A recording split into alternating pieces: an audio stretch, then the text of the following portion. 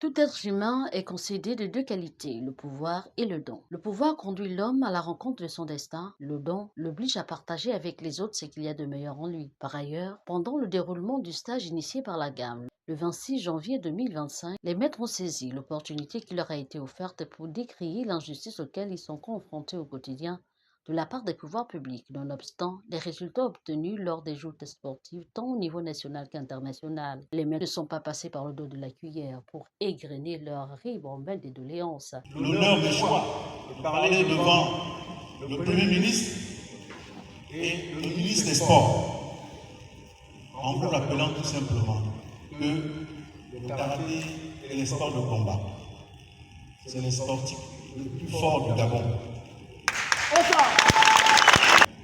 Mais nous sommes les parents pauvres, pas de subventions. Alors que, à notre tête, nous avons ces hautes personnalités. Pourquoi ça? C'est le foot qui prend la part du lion.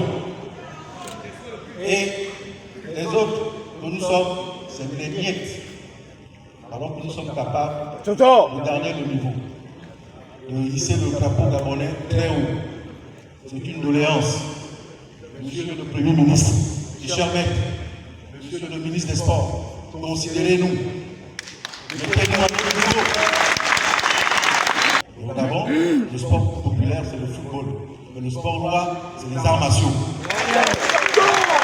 Et mettez-nous la couronne qui nous est due, le roi, avec les subventions. On nous donne des agréments techniques sans accompagnement. Alors qu'on fait des efforts énormes. Voilà Liangouan qui a fait la fierté du judo. Jean-Claude Djibi, quand il a commencé, il s'est battu tout seul avec les petits moyens qu'il avait, avec les aides de part et d'autre. Il est resté 3 années d'affilée meilleur arbitre africain. Toute l'Afrique a connu, Maghreb, etc. Le numéro 1 africain, c'est un Gabonais.